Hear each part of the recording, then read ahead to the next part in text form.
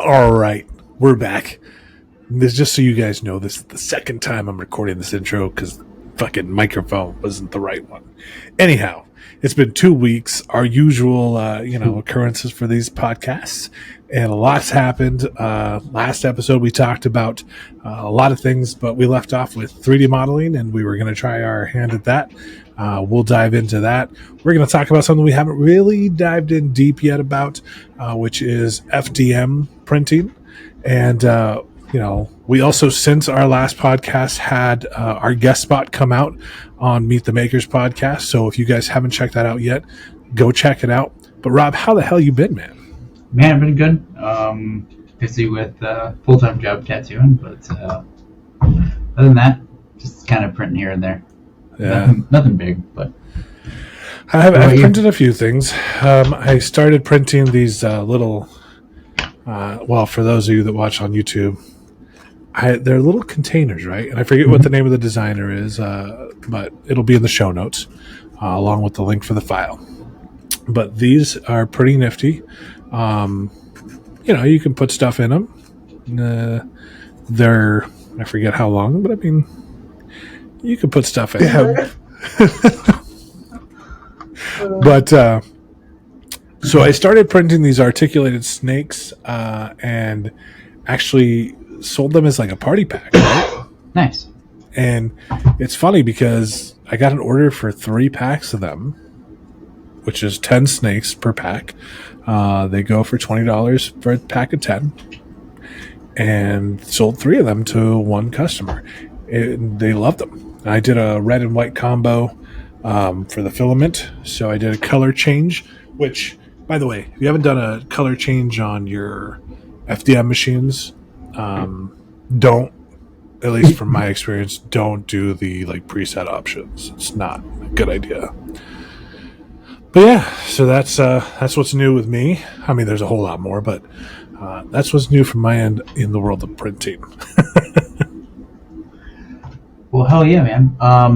So with us talking about how we've been printing more with FDM than resin here lately, I figured it was time for us to kind of separate from talking. We've been talking a lot about resin. Yeah. Well, I mean, that's how we both started, so it makes sense. Yeah. But we ventured off into more. Well, I started going down the rabbit hole of custom firmware. Yeah, you did, and how's that working out for you? So let me ask, because the last time we talked about it, because you and I have been kind of not in touch as usual, which has been weird. Yeah. But the last time we talked about it, you put the new firmware on your Cobra, right? Or the Neptune? No, the Neptune. That's right. How's that been working out? Actually really good. Just, I don't know. There's just so much more I can do on the machine to the machine, right? Just, I can do my PID tunes. I can do my extruder tuner. I mean, just everything. Combo that with like a BL Touch too. Just the bed tramming alone it just helps out, dude. It made everything so much better, and alleviated a lot of issues that I was having with the stock firmware. Yeah, and for sure. Well, see, and that's the thing is that, so obviously since we're, and I'm definitely newer to FDM than you are. I mean, we're still relatively new to it, but you definitely have deep dived a lot deeper than I have on the technology, and plus you're an ex-IT guy, so you understand. It's like jailbreaking, iPhones. So it's essentially the same thing. So I mean, in terms of, there is a program that I know for my Viper, which is Zombie. Yeah. But my fear is I have it printing really well, and I'm like, do I want to fuck that up? Well, here's the thing, right? So with the type of printers that we actually have, right? So your Viper is actually, if I remember right, so your Viper came out and then the Cobra came out. Mm-hmm. I'm pretty sure the Viper was the prototype for the Cobra, and the auto leveling mechanism that they both use. It's the same. So with my Cobra, I can only go up in increments of 0.5. Whereas with that Zombie, which I think I sent to you too, lets you go in increments of 1. So your first layer isn't completely squashed on the build plate, which happens a lot with the Cobra. Is just that first layer when it comes down, it's like, oh yeah, we're level now, and it's like, and it puts it on there, man. It ain't coming off, but it don't need to be like that, So yeah. But yeah, just the functionality of custom firmware versus the stock stuff. Day and night. Yeah. Well, let me ask you this. So you switch firmware. Are you still playing with Cura? Or and so, by the way, when we start talking about all this, for those of you that only still dabble in resin, for example, Cura is the slicer, just like you would use. You know what? I haven't even printed. Yeah. Box. Yeah, there we go. I haven't printed resin in probably a month now, so I need to bring that back. Yeah, I know. I got to print a buddy of mine a new mask out of resin, so I got to get nice. that. Yeah. But yeah, so are you still using Cura, or did you switch over to the Prusa slicer? Yeah, I'm still back and forth. Yeah. Still, depending on what I'm doing. Cobra isn't actually in Prusa slicer yet. Same thing for the Viper. Yeah, so I would have to which I set up a new printer with my own parameters and stuff. But if you're not comfortable doing that, like my father-in-law, I gave him one of the Neptunes after I got all the upgrades done to it, and the new custom firmware, and he's been printing like a fool, dude. He's got he actually printed a guillotine, and it works. Yeah, pull a lever and little comes down. Yeah. Nice. He did it all by himself too. I was like, "You son of a bitch! Look at you." He's only called me a couple times for some help. Nice. So he's just catching on then, dude. Yeah. But he's not. He doesn't know how to add a machine to Prusa slicer customly, right? He knows how to go in and say, "Oh, I got this printer. Boom, boom, boom," and everything's set for him, right? So if you're afraid to do that, definitely don't try it. Well, see, and then that's the thing, though, is that for example, that Zombie firmware, they also have a profile that you can, add to the Prusa slicer. Yeah. But I think, and this is the thing, just for myself, I can't speak for anybody else. With my Viper and that profile and the Prusa slicer, I'm still getting spaghetti. So something's off, and I got to figure it out. But Prusa is such an advanced slicer compared to Cura that, it's something I feel like I should do my own work on before I just start messing with settings. Mm-hmm. But I want to try and switch over to Prusa because it seems like a much, it has more capabilities, clearly. But I just want my prints to come out clean, Yeah. So I know we're jumping, kind of eons ahead about what we wanted to talk about here. So for those of us that, are just getting into FDM, what really is FDM? What can you do with it? And what are the benefits, versus resin, for example? So really FDM versus resin is, it's the material that you're using. It's also how it's printed, right? So resin printers, they use liquid resin, and it prints from the bottom up on a build plate from a vat of resin. There's my camera. Hello. For the bottom of the build plate, and comes up from the vat. There's only the X that you have to worry about on how long it takes to print. Which is very nice, right? You get really nice detail, and we know we have those 8K printers, and they print great. So FDM printers normally have a heated build plate, which is just like that. Most of the time, it goes back and forth, and then the nozzle, the nozzle moves back and forth.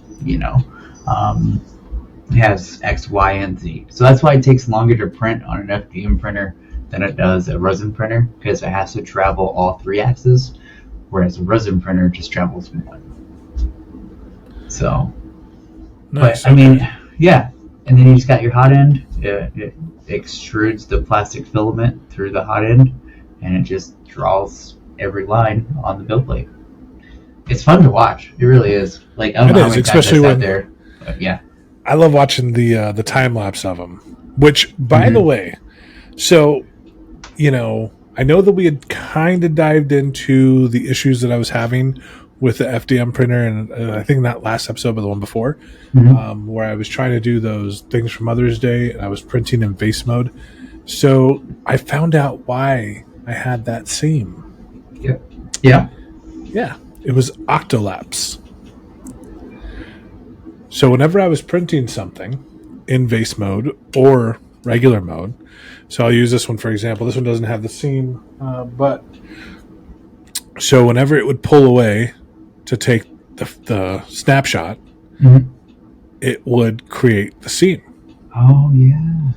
When I turned it off and disabled it, no more seam. Yeah. So I don't know if there's a fix for that or what, but I got to figure that out. So when I use Octo Lapse, right? I only have it take a picture at the Z change, right? So it actually doesn't come off. So I try to get all my seams pretty much at the same point. Hello, camera. Going up the same point on the model, and you can change all that shit too.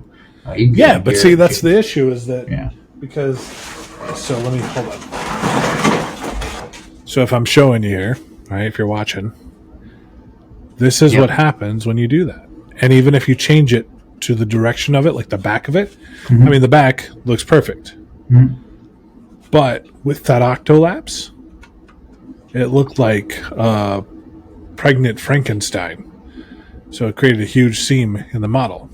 Right. Which, I had a lot of, went into some forums, went into Discords, some Facebook groups, and they said, we'll look at the preview in Cura to see where the seam is, and, you'll see the little white dots. It didn't show up, but it was because it wasn't an issue with the actual layer build. Yeah. It was an issue with the time, basically when the photo was taken and moving that print head away. And whatever reason, I tried multiple settings on Octolapse, and it just did not change. So I don't know if that's an issue with my printer, with Octolapse, or the program itself, but I'm determined to figure that out. Yeah, I would be looking into that hardcore. Yep. So, but what, let me ask you this, what are the benefits of using an FDM printer?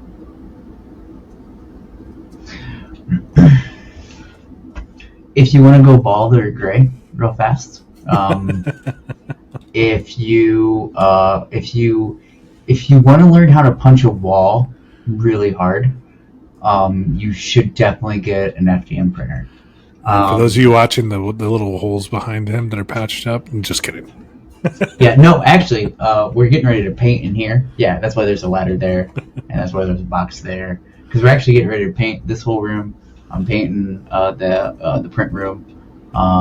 So hopefully that will be done soon. Yeah, there's a lot going on. Dude, summer sucks, man. Like, I love summer, but like everything has to get done during the summertime. It sucks. Well, we can talk about how much summer sucks for you and me, because everything that has to get done in summer. Like, I'll give you an example. I'm moving, and it is starting to reach 100 degrees here, and my garage has a lot of stuff. So, talk about summer sucking. At least you guys, what's your high temp for today? It was 80. It was nice. Oh, yeah. Go fuck yourself. So, okay. Back to punching holes in the wall. So, obviously, you had some pain points. You had the Neptunes. They were down for a while. You had to reach out to Elgu to, get the spare parts to replace them, to fix them, and all that. Yeah. But Then you got the Cobra, and so far it seems to be flowing well. Yeah, the Cobra works really well. I should have grabbed it, but I didn't. But I got, I printed up some really big stuff with it so far. And the only thing that's failed is because I failed. Yeah. I failed in the slicing process or whatever. But other than that, I mean, it works great. The only gripe I have is that your sensor filament runout sensor is junk and doesn't work. Well, I mean, it beeps at you. I mean, that's a plus. Yours doesn't even beep? No. Mine beeps, beep, beep, beep, and tells me the filament has run out. Yeah, no. Mine doesn't even pause. Well, it just keeps printing. Maybe it's because FDM printers are like, I'm going to give you one more thing to fucking punch a hole in a wall about. Right. Well, But, see, and that's the funny thing. The only reason why I learned that the filament runout sensor works on mine is because when I do that filament change and I pull out the filament, it beeps at me. Yeah. So, but most of the time, but see, here's the thing. I haven't yet run out of filament when I'm just in the middle of printing. So I don't know if it fully works. Like, will it pause the print? That I don't know. But it does beep at me when I pull the filament out. Yeah, mine doesn't say nothing. Mine just keeps going and goes, "Hey, look what I'm doing. I'm printing. You like it? Are you proud of me?" And I'm like, "Yeah, dude, you're almost done." And you ran out of filament like 25% into it. But that's Speaking of filament, you had a shit ton of filament that you got in. So, dude, you have no idea, man. Like, have you even dived into something? No. Really? Wow. No. So okay, so I have been trying, and this is not this. I don't think it's a fault of the printer. But the Neptune, I cannot get a temp tower. I can't get a retraction tower.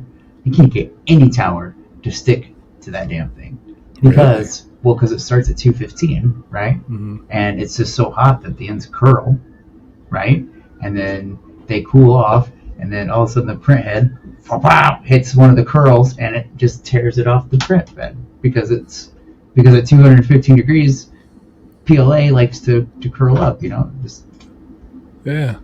So I don't know like what I don't know how many temp towers I've done, and I'm like, that's interesting. Well, there goes a whole roll that I didn't even know what your good temperature is. That's cool. Yeah, so I'm not sure. That's what I've been dealing with that. So like I said, I don't think it's a problem with the printer. I just think it's a problem that it's printed too. You know what I mean? Yeah. So that's interesting. Yeah. I wonder if they worked out the bugs. So speaking of which, Elgu came out with new printers, both resin and FDM. Yep. One of them being the Neptune 4, which they made a 4 and then a 4 Pro. Yep. So, I mean, they also came out with the Saturn 3 and the Saturn 3 Ultra. Both look pretty cool. I mean, the Neptune 4 Pro, I think it can print speeds up to like 500 millimeters per second. I know that they said that the highest that they recommend is like 250, but that kind of blows ours out of the water right now. Yeah. Well, my Cobra, what's that Cobra do? Is it 250? Your Cobra or the Neptune? The Cobra. I don't know. I think it's 250. See, I think the fastest I've printed on my Viper, which was supposed to be pretty damn fast, was 90 millimeters per second. Oh, wow. I think it went up to 80. Well, I'm not saying that I successfully printed it. But average speed is 180 millimeters for the Cobra Max. Suggested 80. Huh. So, yeah. And that's what I've been printing at is at 80, so. See, I mean, the recommended speed for that new Neptune is 250. Yeah. So that's pretty fast. I mean, that's not bamboo fast, but that is pretty fast.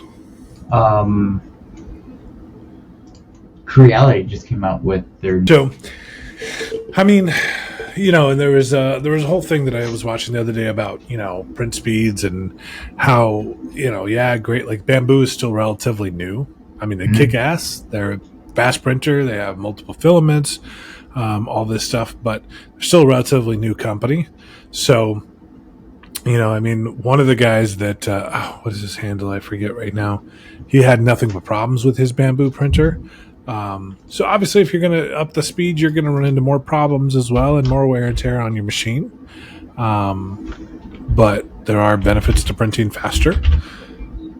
I can tell you when I got those orders for the 30 articulated snakes that I would have definitely appreciated faster speeds. It would take me, for 5 of them at a time, it would take me 8 hours. So... You want to see? Do you want a printer that does speed? Yeah.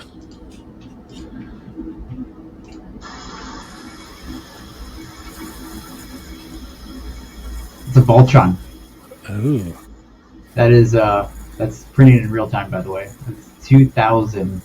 That's true. 2,000 millimeters per second. Wow. How much does that baby cost?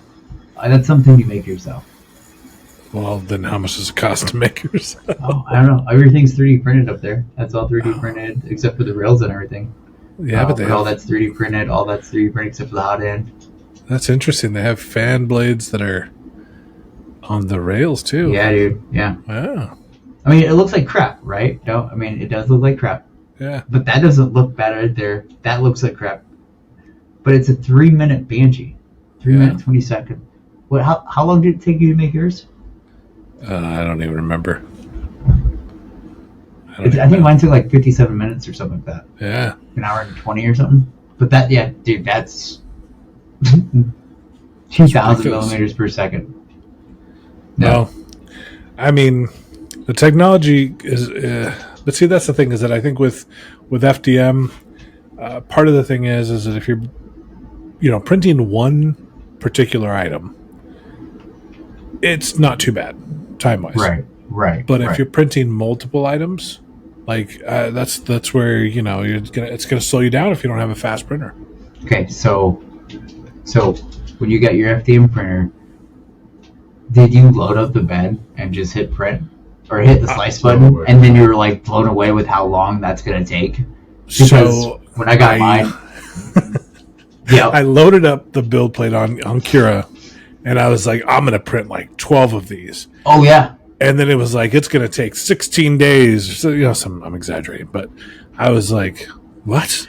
Yeah. No. 4 days, 15 hours. Luckily, I did not press print, though. Because I was like, I'm not waiting that long. Right. Dude, okay, so yeah, I was going to print up. So I made little feet, right, for my Neptunes. Because the Neptune design, it's really stupid. Elgoo, really dumb. But like... So the FDM printer sits that far off the table, and the fans are right there. Like, dude, it's like, how do you breathe? You can't. So I made feet. I designed some feet real quick just to kind of slide in the T rail or whatever, and raised it up a little bit. But so I had 2 machines, so I made 8 feet, right? And I was like, well. I can just put all 8 feet on one machine real quick. Boom. Oh, dude. Yeah. So literally, I think it was going to take 5 days and some hours for 8 feet. And I'm like, and they're only that thick. Yeah, that's the crazy part. I'm like, oh, what the hell? So, I mean, even 4 of them, 4 of them would have taken like almost 2 days. Yeah. But if I printed up 2 at a time took like 3 hours. Well, and that's the thing, is that with the FDM, it's definitely just one of those things where it's like, you have to understand the technology, and print head is entirely different than resin. And that's one of the things we kind of jumped on and talked about with Kate from Meet the Makers, is the technology is just different. And I mean, if you're looking to do multiple parts, resin probably is a better way to go in terms of time, length of printing. And to be honest with you, I think that I will say this: once you understand supports and once you understand placement and directional placement of models, I think resin is probably a little bit easier not to fail on. That's just my take on it, though. It's because to me, it's like once you understand how you place a model, how you put supports, hollowing, drain holes, and all of that, you're going to end up with a lot less failures versus, FDM. I mean, I can print four of the same things, and I can print four of the same thing, and one of them is bound to fail. Yeah.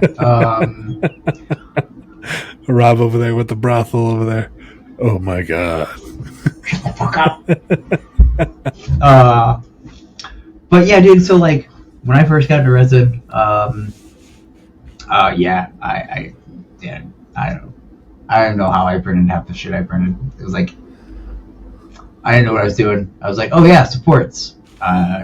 Sure. And I hit auto supports, and like, don't get me wrong, the models they look good, right? But there's a lot of dings, a lot of chips where I was like, oh yeah, this is a big model, so I need to put heavy supports on it, Luckily with FDM, right? With FDM, you really don't have to worry about heavy and medium and small supports, right? You just got to worry about your overhangs, and I mean, there's just other types of supports, but I think FDM's a little easier when it comes to supports. I do. Fuck yep. no. Fuck no. Oh yeah. I completely disagree. No, bro. I cannot for the life of me figure out FDM supports, and it drives me nuts because I see all these people post videos of like the tree supports where they're like not like the whole model, right? So like if I print a model like this, the whole thing for me is encased in this fucking support where I selected tree supports. I check, mess with the diameter of all this shit, the trunk, the branches, all that. And it still like encases the model in fucking support. And I'm like, look, on fucking resin, I could just auto supports and, like make sure the model's angled correctly, choose the type of supports. I mostly do, light supports with some heavy anchors, right? Because it's worked out great for me. But with FDM, I'm like, man, I cannot fucking figure this out. And it doesn't change. Like every time I do it, I'm like, I get frustrated. So I don't print things that require supports because I can't figure it the fuck out. I ran into that. I printed my cousin up a Super Bowl trophy for his fantasy league, and it has the National Fantasy League, the NFL, right? And that's what it's called. And there's lettering that comes out, and it was like, well, it needs supports and some of that shit. So I did, right? And this is before I just messed with any of the settings. And dude, oh man, it was horrible. Like, I told him, I was like, dude, it looks like trash. I gotta reprint it. He's like, nope, just send it to me. And I'm like, no. He's like, nope, I don't care. Send it to me right now. And I did. I sent it to him, and he loves it. But I mean, yeah, those street sports are pretty gnarly if you don't start messing with them a little bit, See, and that's the thing is that I've only messed with them in Cura, right? Yeah. I don't know. I don't even know how to begin to mess with them in the Prusa slicer. Yeah. And I've tried to like kind of play with it, and I'm like, no, I don't fucking know how I'm gonna figure this out. So I will say that FDM supports are difficult for me. I'm happy they're easy for you, but fuck that, because damn it. So, okay, let's talk a little bit about, we talked a lot about, the printers kind of and how, the process of them works. The filaments, though. So we talked about PLA a little bit. We touched on that. So really, key differences in some of the filaments. Like, for example, I've used PLA, PETG, PLA Plus, and then I think, what else did I use? I haven't used ABS, but Silk PLA. Mm-hmm. That's all. What about you? Yeah, just PLA and that Silk. Yeah. I haven't really tried ABS or PETG. I will say that ABS requires I think ABS and PETG do require an upgraded hot end. Now your machine might be able to heat up to the substantial temperature to print with that, right? But I don't know, right? And I might make people mad when I say this. Like, I might. I don't give a shit. These things are made in China, right? I had 2 machines shipped to me, broke as hell, right? Yeah, they made it right. Okay. But I mean, yeah, it works with PLA, and I don't mind using that stock hot end with PLA. Sure, it works, right? But a lot of these hot ends don't get as hot as the temperature sensor reads it, or they get hotter, right? I've seen hot ends that say I'm at 210, and that bitch is really cooking at 235 down at the bottom. You know what I mean? Yeah. Because it's only reading that temperature at that part of the sensor, right? Yeah. So if you have it's all about what's going through. So yeah, I mean, I don't know. I would just upgrade your hot end if you use anything but PLA. See, and I gotta say, I used PETG. Yeah. And I mean, it does require higher temperature, but higher temperature, slower speed, and I printed just fine. Part of the reason why I got PETG is because I thought the color looked cool, and I didn't know really what the fuck I was doing. So I was like, cool, I'll get this one. And then I realized, oh shit, I have to print an entirely different temperature. So, I mean, the experience at first was like, oh shit, I don't know if I'm going to be able to do this. The Viper and the Cobra, I believe, have volcano hot ends. Yeah. So, technically, they're able to print in PETG. ABS, you should definitely. And see, here's the thing. I've even heard that we're able to print ABS, but I don't want to try it because that requires a lot higher temp. Yeah. But the PETG, as long as you slow it down, on the Viper stock hot end, not a problem. But then again, maybe I just had dumb luck. So I don't disagree with you that we should probably do a upgraded hot end with those higher temp, filaments. But in terms of like the PLA, even the one thing that I discovered. Yes. And cooling. So God, you I actually, forgot about that. Wow. Yeah. So you actually, speaking to that, you actually made a big change in my machine and how it worked by sending me that link for the file that, did the fan ducts right there to the print head, drastically changed the quality of my prints and, my print failures. So, cooling matters because even, the stock fans that are on the print heads for the Viper and the Cobra, we have the same machine. Have you done that yet? That's a bit there. Yeah. Have I done that? Yeah. No. You know why? Why? I'm a piece of shit. Well. It'd make your printing a lot much better. No. Every time I think about it, and I'm gonna do it, I have something already on there. Or like now, every time I think about it, I'm not home, and then when I do get home, there's like, I got a buddy's like, hey, this or that, or I don't know. There's just been something going on that's pulled me away. But, see, I had the same problem, but when you sent me the file, I was like, okay, wait, this might actually help with some of the issues I'm having. Yeah. So I put that priority, and it definitely has changed. Plus, I printed it in a really, really nice filament, so it looks great. Yeah.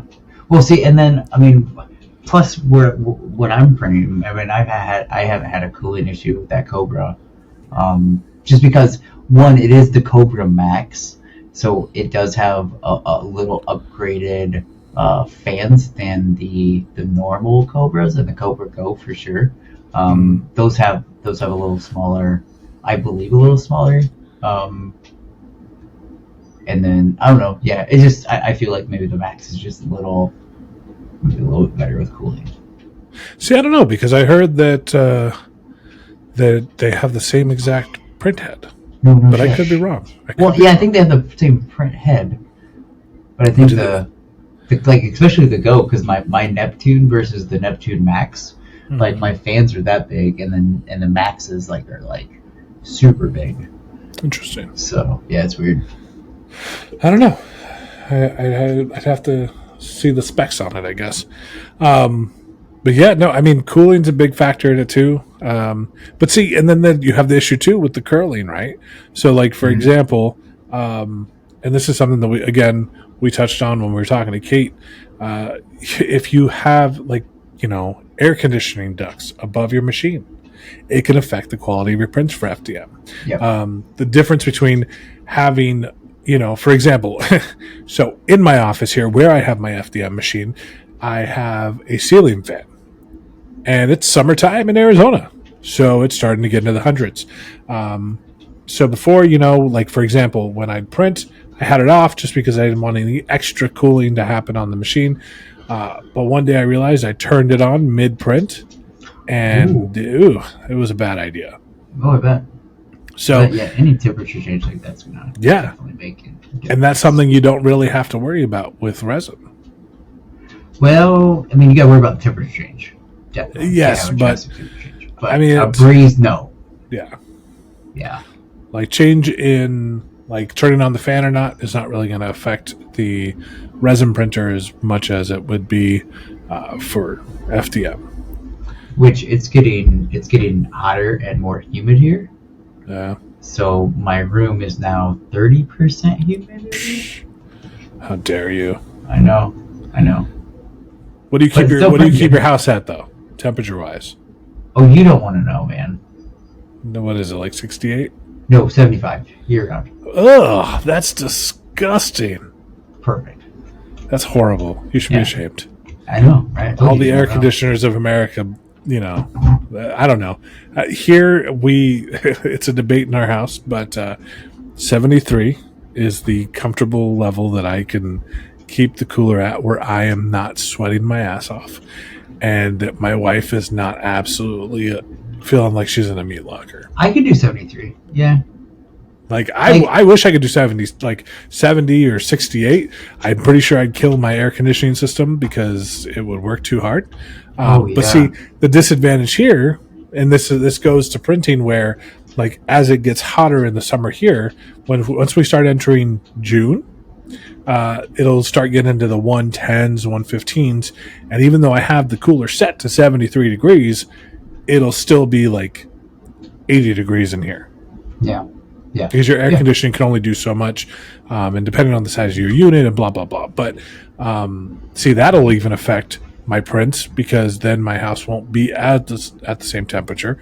So, I mean, that's something that I have to consider. Oh, yeah. Yeah. And that sucks for you, because that's... Yeah. Well, this is my last summer here, luckily. So I won't have to deal with summertime here anymore. Lucky you. But that brings up another fun topic.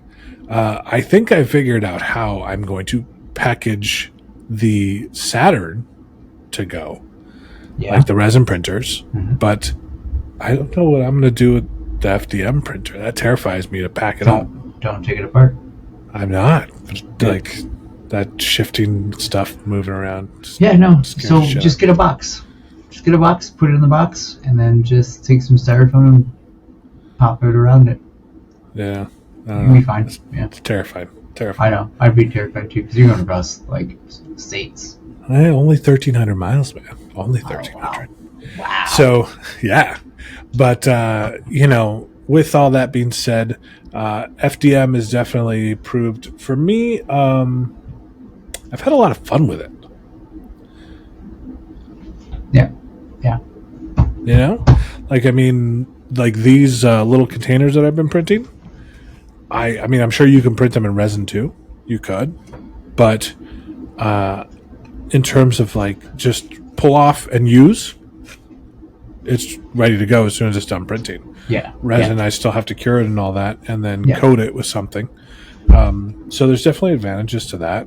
Layer heights are a big big significant thing. And here's the funny thing is that, so depending on your layer heights, I've discovered, like this, for example, is printed in I want to say 0.5.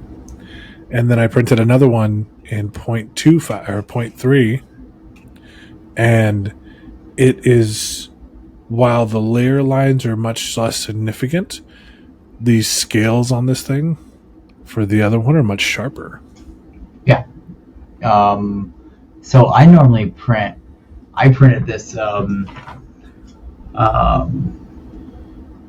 like a nesting doll, right? You know, like a Russian nesting doll. You open it up, another one, open it up, another one. Mm-hmm. But it has a maze, right? So it's a cylinder, and you got to twist it out. But there's a maze on the part that you pull out, so you got to try to get it to the maze, right? And then you open it up, and there's another one. So you got to and then there's another one, and then I think there's one more. And I printed that in 0.16 layer height. Dang. And I printed. It's not a print in place, so I had to print each part separately. But I put all four. There's 5 parts. I put all 5 parts on the build plate. Took about 15 hours. But I did a marble PLA, which was super cool looking. That's awesome. Yeah, I'll have to get it for the next podcast. Yeah. Speaking of which, so just so people are aware, did you take a break from TikTok? Yeah, I mean, kind of. It just so like, there's nothing to. I mean, no, I'm still on TikTok. I still watch the shit on TikTok. What do you mean? I'm not off TikTok. No, but we haven't seen you post, and I'm guilty of it too. Right. So, but I haven't. So I haven't. I've made a lot of temp towers that failed, and then I made a lot of retraction towers for the Neptune that have failed, and then like I'm kind of recording a little, like, kind of, I don't know if it's going to be a series or I don't know what it's going to be, but it's just of me doing shit with the Cobra. Like, I flashed some firmware with it, kind of messed with it, I reflashed back to the old firmware, just kind of seeing like what I can do with it. And then I don't know, my IT brain kind of itched me, and like I'm seeing if I can like maybe get like a Marlin type of firmware that I have on the Neptune that I really like on the Cobra somehow. You're gonna fucking program your own firmware, aren't you? I might. Well, no, I probably won't do like my own firmware, but I might Frankenstein something and see if I can get something to work out. Because, dude, like with that Marlin firmware, I'm serious, dude. I can do all of my configurations on the machine. I don't have to connect it to a computer. I don't have to go through Octoprint and send out any kind of like G codes. I can just go up, boop, and we're done. So nice. That's where I want to get to the Cobra. So I mean, yeah, I'm still on TikTok, and I'm still watching all that content, but I'm not making content right now. But I am making content. I just haven't. You're playing the long game. Playing the very long game, yeah. super long. But yeah, I mean, ish. Yeah. Understood. I just honestly had to take a break from making content because there's just too much shit going on. Yeah, well, and then we're doing this too. You know, we're making this kind of content, so it's really hard to, like, for me anyways, right? Because I have ADHD really bad, to separate the contents, right? That's a lot of content, and so like when you're trying to make content for 2 different things, and it's just you know, well, but there's you too, but you know what I'm talking about, right? Like, you don't do shit, but. But when you try to make content for 2 different things, right? Everything blurs together. Right. And then, like, I'm sitting there like, well, shit, wait, am I printing this for my shit, or are we printing this for the pod? And I've done that before. So I'm like, I just got to take kind of like a step back from the the video side and kind of Yeah. see. Yeah, but I mean, there's some shit coming soon for sure. Because I mean, Nice. dude, I got all that filament. You know what I mean? So Yeah, you gotta print a fucking, I don't know, like a Mando suit. I'm yeah, printing a Mando suit. There you go. Yeah. We'll be excited to watch that. All right, man. Well, I mean, we dived into FDM for the first time really in depth. I guess to leave us off, what is the number one or number two greatest tip that you could come up with for like really optimizing your prints, getting quality prints, and making sure that you don't end up with spaghetti? Like, what is your one or two tips that you think for sure FDM, this is what you got to know? Okay, so in my experience, the first thing that you want to do is you want to make sure your settings are correct when you load it into Cura or Prusa. Unless you have a Bamboo Lab or a brand new Creality that just came out, or any of those AI controlled machines, your settings you have to do yourself. So make sure you go through those settings and change your Z-seam and shit like that. And then calibration, man. Right? Do your tip towers, do your traction towers, do your calibration cube, make sure your bed's level. If anything, if you ever have a failure with FDM, it's probably because you didn't level the bed. Yeah. Which is shitty because that's the same answer they'll give you for resin too. Oh yeah, every time. Did you level the bed? Did you level? But yeah, no, just make sure that your settings are correct, right? Make sure that you and you don't have to do a temp tower with every filament you do, but you do want to do a temp tower with at least, if you're using a different brand, right? So I've been using Elgu, so I'm going to do a temp tower on the black, and I'll do a temp tower on the different colors that I got from there, right? But that's it, right? Once I do that, I don't have to do it. I plug those settings in, and unless something drastic changes, like I move or the weather changes like completely, I don't need another temp tower. Yeah. Those will be okay. So, but yeah, do those and just do your settings and enjoy FDM printing. Yeah, no, for sure. What about you? Honestly, man, you nailed it. My biggest thing is the one thing that I wish I had started doing was the temp towers with every new brand. Yeah. Once you know the brand and the color and you plug that in, especially with Cura, like I'll still have to mess around with that with Prusa once I switch over or start to use that one more. But once you know your settings, stick to them. Yes. For that particular filament, new brands, new temp towers. And just new types of filament, by the way, too. Yeah. Like if you switch, the one thing I do want to try, but it's going to have to go direct drive, is TPU. Yes, I do eventually want to try that. There's people that print like on fucking shirts and stuff with TPU. Yeah, I'm like, what? But that'll be for another time, another episode when take it for a test drive or something. Yeah. But all right, man. Well, I gotta say one thing. I gotta do what? I'm forgetting how to speak English here. No, but so because I did say I'm moving, I will be moving July, and that's when we're going to end the podcast right there in July. Never again. Be last episode. I want to connect with other 3D printing, people in the community that are located up in Oregon. So if you're up in the Oregon area, reach out. I'd love to connect because I want to know what some of your maybe kind of, because different temperatures up there, different humidity levels, all that. So I'd love to connect and meet people that are in the community up there in Oregon. So, I mean, it's been a great episode so far. We the next one we will definitely have our guests on. It'll be one or the other. But Guys, if you want to be on the show, let us know. Reach out. We pretty much record the same time each week that we do record. So yeah, reach out. Yeah, reach out. If you have any comments or anything, just email us. If you think we're fucking absolutely wrong, oh yeah, tell us. If you have a bone, tell him. And tell this guy. He's the fucking. He's the guy.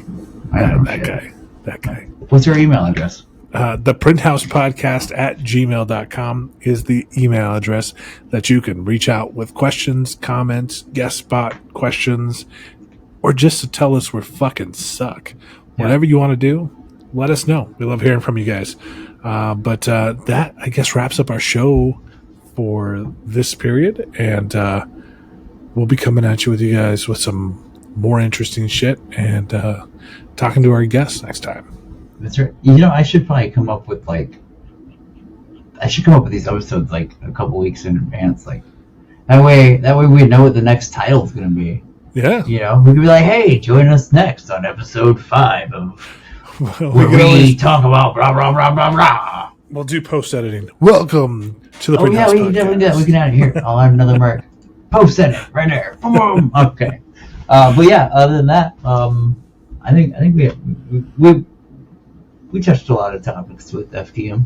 If you have any other things that you want to know about or whatever, just definitely reach out to us. Yeah, guys. All right. Until next episode, see ya. Later.